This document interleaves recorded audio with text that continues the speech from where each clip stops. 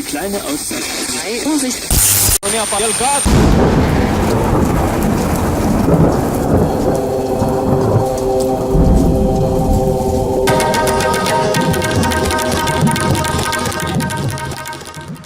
Greetings and welcome to the Ayurveda Report. Today I'm very honored to have Light Miller with me on the show.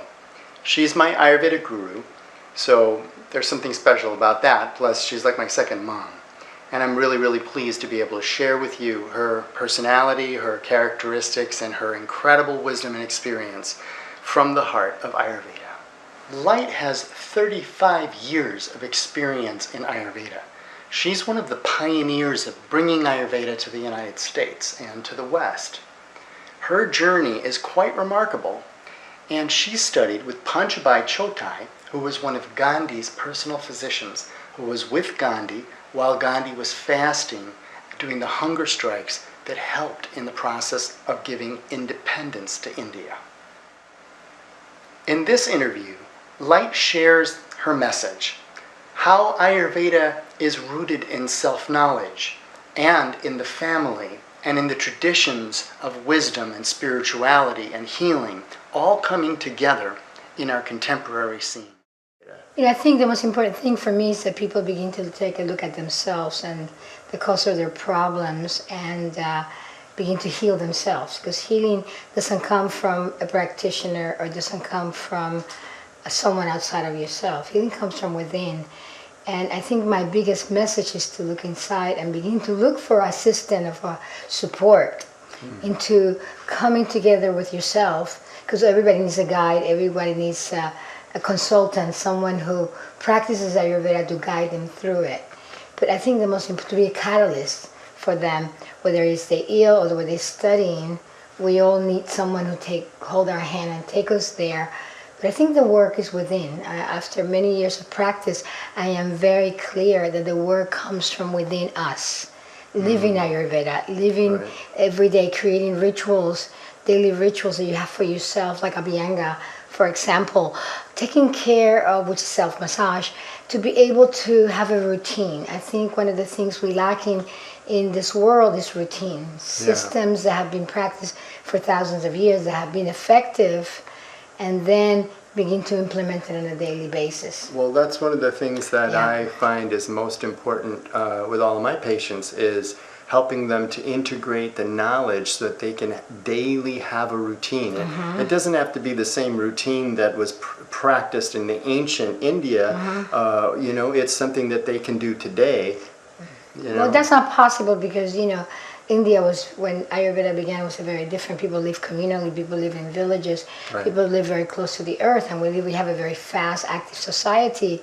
But there's, as you said before, there's many ways to begin to integrate every day, doing something for yourself that you can add. And as you add you begin with Abhyanga, and then you begin to change your diet, and you begin to add herbs into your diet, you begin to integrate.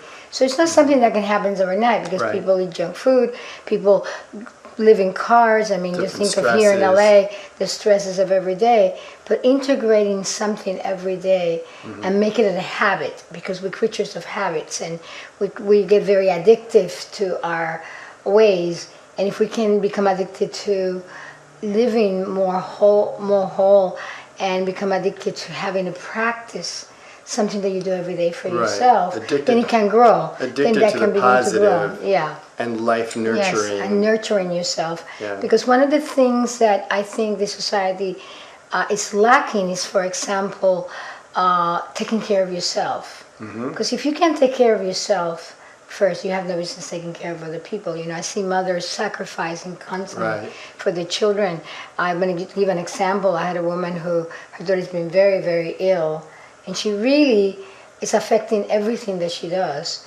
And she just takes care of her daughter and not taking any time for herself. Well, and then a lot of times we see the same pattern happen with moms who have a kid who's autistic or who has, you know, different kinds of diseases that are very serious chronic diseases. The moms will just exhaust themselves into it. And so when they come to my clinic, I'm like, hey, can we take care of you too? Because that field will change if they take care of themselves. That's right, because, you know, from a place that we reflect, and particularly with children, I think that one of the biggest gifts is that if we are taking care of ourselves, they learn how to take care of ourselves. Right, exactly. They mirror what they see. Exactly. I mean, we can preach to children, we can, you know, can do a lot of things, but them watching you live, nourishing yourself, they begin to nourish themselves. And what you said about the looking within, you know, to find the strength to heal and the strength to be able to nourish yourself, you have to look within and see what's blocking you, and you have to look without to see what you logistically figure out. Yeah, and you have to find someone who really is living it.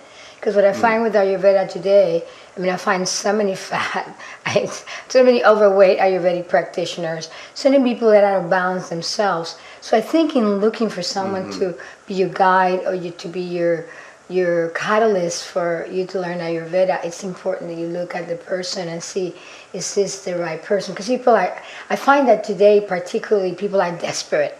People are living all the time wanting something. They know they're missing something and they don't know what that is. And in that missing place, they just grab. Right. And the societies turn to grab, shop, get.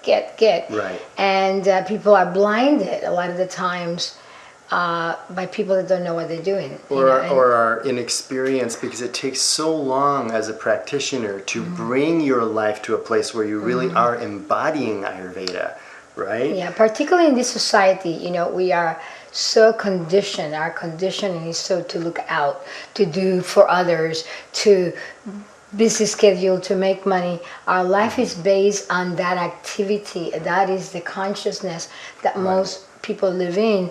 And when you have a practitioner that can take you through the steps, will take some time. You know, I always say to people, well, you have to brush your teeth. People tell me, well, I don't have time to do a self-massage. And I said, well, you have time to brush your hair and put makeup on. Just add another 10 minutes of just taking care of yourself. And mothers, especially mothers, we were talking about mothers before.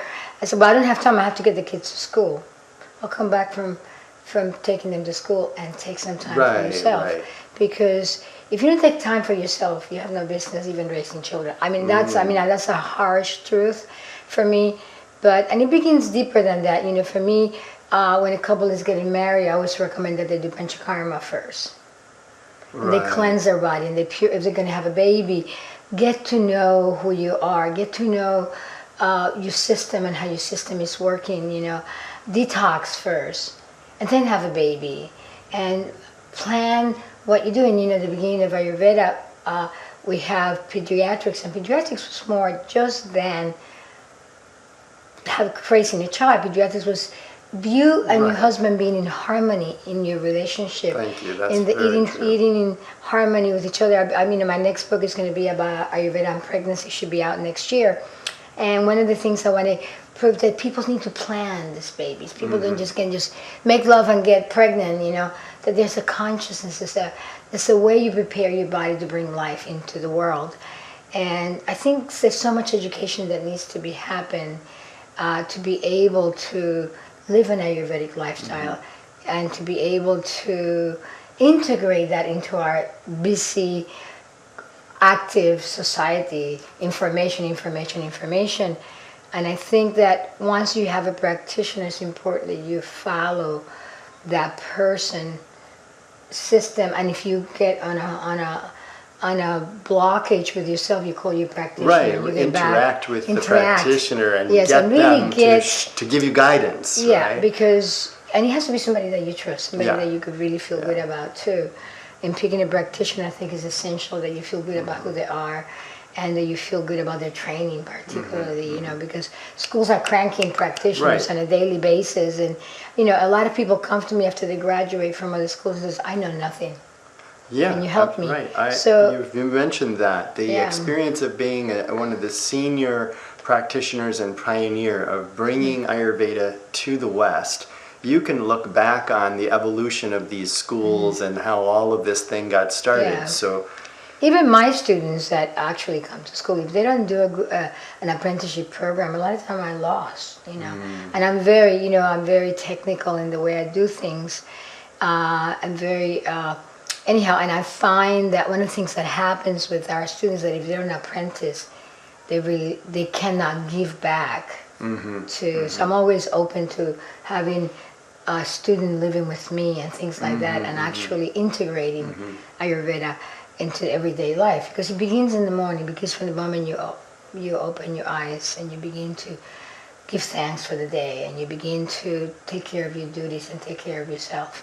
What we're really talking about here, and when we started the conversation, about a practitioner, a person who's looking for a practitioner or looking for a practice, and how long it takes to integrate that practice into their life. So the observation that I have is that there's a big conversation going on about, who is an Ayurvedic practitioner, who's an Ayurvedic doctor, what are the criteria in training for someone to be able to practice Ayurveda. And there are a lot of people who are saying, well, it's this many hours and these many schools and things like that. And then there's a group of people saying it's about meeting a person and having a heart-to-heart transmission with that person, your guru, somebody who you want to learn from, who embodies the practice fully, a mature practitioner. So just summing that up, on the one side we have an institutional approach, on the other side we have a personal approach. I think they're both important. I think that going to school and learning the actually book work is important, but more important to me is people who live it, people who. And I think both are important. So going to a school gives you a certain technicality, a certain awareness, and then having someone who, as a practitioner, who can take you in and teach you the actual living it is important. So I think they're both as important. I'm not going to say, well, you shouldn't go to school and you should only do Gurukula programs, but I think that it's a balance. It's always about balancing. To me, Ayurveda is about finding balance and finding that bliss and that heart connection with whoever you study with. Right, and I think education in America has become very linear, like everything else in the U.S. becomes very linear, very functioning, and both are important, but living and having a practice and understanding what is it that you're doing is just as important. Now, I think that the way I will see, if I was to run the educational system of Ayurveda, I will see first the school system, so you get the basics, understanding of it, and then go into an apprenticeship program. Okay. Or a Gurukula program, which is what we call it in India, because extension of the teacher is really important. I know my best students are the people who have actually apprenticed with me and actually have lived with me and watched me live an Ayurvedic lifestyle. So, for example, I have someone right now that's working with me, and she's lost 40 pounds. She's a Kapha girl, very out of balance, and she's lost 40 to 60 pounds in the year and a half. So she's integrated Ayurveda into her life slowly instead of just all at once. Because, when you overweight and you have a lot of excess mass in your body, you can't just lose it overnight because somebody gave you a tea or a pill to lose weight. It's a process, and for her, she's just radiant. Every day I get to look at her and I said, oh my God, what a change, what a transformation. So she's made the change inside. She's made the change inside, she's learned to integrate it. Yeah, that's a great example. One of the things, the other thing about talking about embodying Ayurveda in relationship to training is that it's almost as if we have like a no, don't talk about it if you have one opinion or another, right, among practitioners. It's almost like a politically correct thing. So, like, for example, for me, I would abolish all the schools instantly because I'm like an extreme person, my personality, right? So I say it's only with the guru, just do it like the old way. Yeah. But you're saying that there needs to be a balance. And I think there needs to be a balance because we live in a system that's based on education. Remember that. Education means something. Going to school means something, Right. And to the people who are paying for it, the parents are paying for it, or the husband, they want to know that there's a degree, there's some kind of certification going on. because that's a linear thinking, Right. you know. It's So like a European model of Yeah. education that has come to America, and even in India with the Bachelor of Ayurvedic Medicine, it's based on a European colonial model of education. Exactly, yeah. You know. you know, I was very fortunate, as you know. I didn't do the colonial training. I just moved in. I just came in and worked hands-on with my teacher, and that's how I became a practitioner. And I find that the people who have done that with me are better practitioners than the ones that I actually have only done the schooling, as I said before. So I think everything is a balance, and a degree, as a diploma means a lot to some people. Certification means something to some people. Our society is based on that. Right, so right. I think To fit in, you and have to having have an it. approved school Yeah. for some people that means a lot. And you know, right now, to share with you before, I want to do licensing for Florida, Oh, because if there's a state that needs to have an integration of something holistic, it's Florida, because we are behind. Florida is definitely a state that's very behind. So like California and Oregon and Colorado is progressive. We are in a state of that is totally medical. you mean your practice because you're based in Florida? Yeah, I'm based in Florida. So for me, it's about always finding ways and loopholes in which my practitioners can practice without getting in trouble with the law, you know. Right. So right now, I want to begin to work towards some kind of licensing. And I'm not even going to use the word medicine, because the word medicine scares the politicians. It's a lifestyle. It's I see. about integration, like we talked about. What is wrong with doing a self-massage for your children? What is wrong for yourself, or doing a self-massage, massaging the children on a daily basis, or having tea time at home, and having plenty of drinks instead of buying sugar drinks and bottled drinks, making you tea on a daily basis where the kids can go to the refrigerator and have tea and have Right, medicine. So to me, prevention plays a very big role right now in these times in society, because we taking the health food stores and became grocery stores and became supermarkets. Yeah, you're So- talking about the difference right now between the health food and conscious eating movement in the 70s versus today. Versus, yeah, that I remember, you know, I in Laguna Beach going to the health food center, everything was in brown bags, and you had to put everything in Right. brown bags. So we become commercialized. Health had become a commercialism, and it's good. Again, you have to wait. Like I said, I always look at balance. It's good because more people are going to Whole Foods and they're buying and they're becoming aware. So there's definitely a tremendous amount of progress in the fact that people are knowing that there's different qualities of foods. Yeah, very good But at the point. same time, the whole idea of Ayurveda is to get back to nature, to get back to yourself, to get back to simplicity. you Right, know. and not the magazine called And- Simple Living, and that's the $1 million magazine that's Yes, in every Whole exactly, Foods, right? exactly. But it's how you live your life. It's in the harmony you work at home with your children. It's in the little snacks that you homemade and put some herbs in it so they can have better digestion. You know, like Brian is very big, my husband is very big at making almond, cinnamon, cardamom balls, you know. And it takes them 5 minutes to do it, or apple spice, you know. So instead of going to the health food store and buying a package.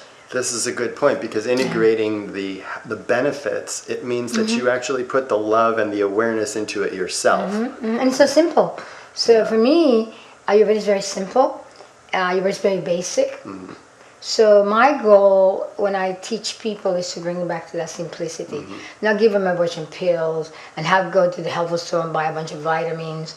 My goal is always to simplify their life, to make their life easy, you know. So when I make a tea, we make a lot of tea. So that all day long, your kids can go to the refrigerator and drink teas that are preventing their colds and are preventing their earaches and are preventing, you know, whatever runs in the family. Right. You know, and you know, of course, you know, I'm big on essential oils too. So I think that diffusing the oils on a daily basis Right, at in the home. in the home is really important.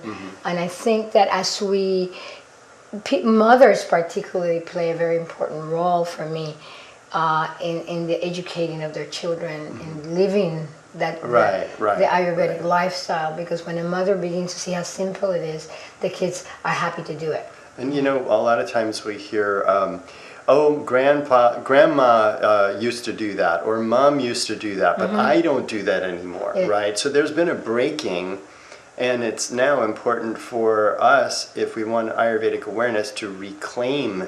It's really breaking for example, I'm in a very Latin community right now, which is great for me because I get to practice my Spanish, but they always say that. They always say, you know, my grandmother used to do enemas on me.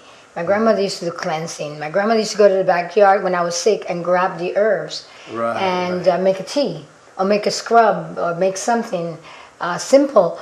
And I said, well, you can do it too. Yeah, you know, and you have to do it. You have to do it. If you want to break the grip of the... So I'm very lucky that way because the Spanish community really has the memory of it. I think Western Americans have a little harder time with that. Right. Because we've been taking pills for 50, 60 years. But the Latin community in South Florida, for me, it's been a shift in awareness because these people really remember their roots and they remember grandma going out into backyards. And of course, I think it's really important that wherever you live, you have herbs. I mean, I think houseplants are outdated and they also, you know, and I think that if you're you saying have swap out the houseplants for some herbs. Some rosemary and some basil that grows so well in the near the window, and aloe and things like that. So you have your medicine right. Especially we don't know what's going to happen with the herbs. I mean, there's a lot of people advocating now herbs, and I really want to see more simplicity, more people doing their own tinctures, their own medicated oils. Simplifying. So a lot of my message to me is simplify your life. Back to Eden. And maybe I'm behind Back to Eden. Like That's that book many years ago, a long time ago, yeah. To really get but back. But it's your own personal Eden, right? Because one person's Eden might be totally different from another person. Yeah, for sure, for sure. The spiritual aspect of Ayurveda, you know, it's something that I'm always concerned is not being brought out in our contemporary education. For me, it's the most important aspect. It is the most important aspect of it because without knowing the self, your true self, it's almost impossible to go to another level. So without taking time, like I said, to get to know your own Atman, your own awareness, who you are, the connection that you are with that divine self. If we don't teach that, we're just teaching foods, we're just teaching, you know, how to survive in the world. And Ayurvedic roots are about mastering ourselves. Mastering, getting to, we talked at the beginning off the camera about the mahat, the greatness that we are. And we all have it. It's just discovering it. The power of the universe is within us. We are microcosms of the universe. We're a tiny little universe that can grow into this expansion of awareness. So if we are of the same substance as the universe and the elements live within us, that means we have an opportunity to get as great as the universe. And that takes a spiritual practice. That takes a clearing out karma. That takes going deeper into who you are and your purpose here. And something that I always quote Chopra on is that karma can be erased overnight. In a second you can burn your karma by just having the awareness that you are more than just your thoughts, that your mind is unlimited, that we are unlimited beings. And for me, that is what Ayurveda teaches. So with our spiritual background, we will lose the essence of Ayurveda. So I think that it's a process of evolution for us. And without the spiritual aspect of Ayurveda, it's a mind-body medicine. You cannot get away from spirit. Right, and I think what I'm hearing from you is that just healing your body and I'm feeling good and looking good and having beautiful skin. You know, it's not, I just taught a class in Puerto Rico. Unfortunately, it wasn't well attended. It was about Ayurveda from inside out, beauty from inside out. We think by looking good is enough. The skin doesn't have a flaw. I am perfect. If I have the right weight for my body type, I am perfect. If I look like the model, and if that model is that body is filled with anger and fear and anxiety, Disease is right around. Disease is That's right on the the corner. disease. You know, Yeah. that's the disease. Without looking at the lineage of the patterning of the family systems, you know, one of the things that we have lost is family. We have lost family systems. We have more single mothers more than ever in the history of humankind. So therefore, we're losing the family, the connection of the grandmothers and the wise, the teachings. And having my mother, I realize the gift that she is in my life. And I'm more than honored to take care of her at this age at 92 because I realized my roots. I realized the essence, the goodness. And the children now are realizing the wisdom that she has. I don't think they were aware until I had her in my space. Bodhi's really awakening. It's creating a shift in my oldest boy tremendously. Because, you know, we don't grow up around our grandmothers anymore. Right. And the caring and the love that grandmother can bring to a family. One of the things that, and that's related to this spiritual, the process of family is not separate from spirituality. If you think about, okay, in this body you're incarnated. Before that, you're dead, you're nowhere. Before that, you had another life, okay, and another family, right? So our whole incarnational process happens around family, and then the whole process of our understanding our past lives, or the fact that the spirit leaves the body, comes back into the body, is related to this idea of the ancestors. So that the aspect of purifying family here, purifying family lines that have existed in the past, ancestry, that's kind of like a major foundation. I'm going to take it to another level, and that is that I believe that all the students that come to me have been with me before. Oh. And I'm just retraining their minds. Because my work in my Gurukula program, in my apprenticeship program, is so intertwined with their lives. You know, even in the classroom setup, I'm so involved with their daily problems. You know, I bring them to light. I talk about them, and so much of my teachings are based on spirituality. You know, because we can't heal the mind if we don't heal our spirit. You know, so if we don't get to that spirit. Part of healing the mind is getting to that spirit, sifting through the dirt so you can see the light. And part of clearing the mind and the spirit so that one can receive wisdom is critical. I always say in class, when you connect, everything will be given to you. When we really connect with our soul, when we sit in meditation and we're able to feel, and everything is given to us. The teachers will appear, the right people will come, and then the money will come. Right. You know, because the sustenance, the Vishnu, you know, part of the deal. The Vishnu part of the provider that will begin to happen because you are connected. I believe that some of my own struggles at times have been lack of staying connected in any stage of my life. Not that I'm perfect, I know because I'm still growing, I'm still developing myself, but when I tap into that source, since things begin to open up. When I really tap into that source, which is my Purusha itself, you know. That's right. Purusha means spirit. Purusha means the greatness of ourselves, the big part of us. Right. When I tap into it, things just begin to unfold. I could be in the darkest place, and I shift it into awareness and of who I am. And things begin to unfold. It is when I hold on that things get muggy or get dark, you know. So, and it's a constant process of awakening. It's a constant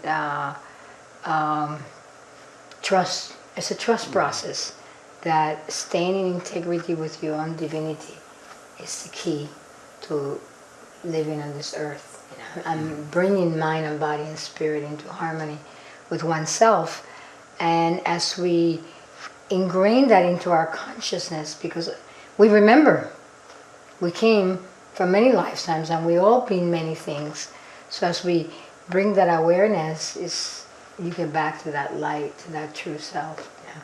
And without that divinity, I don't think that you can totally heal. That faith, that trust in your divine, it is the essence of who we really are. And from that place, that doesn't mean things will immediately open up, but you'll be able to break through the obstacles of life. Right. You find your power. To find your power. For more content on Ayurveda, healing, yoga, and Vedanta, follow Kailas. If you need an Ayurvedic consultation, I am available internationally over Skype and Google+, and you can get more information about how to get an Ayurvedic consultation by clicking here. And if you're in Los Angeles, schedule an appointment. And remember, I'm available for workshops, presentations, and consultations in your city. I look forward to hearing from you, and I welcome you to my practice, so take these blessings for your journey. Ashirvad. Namaste.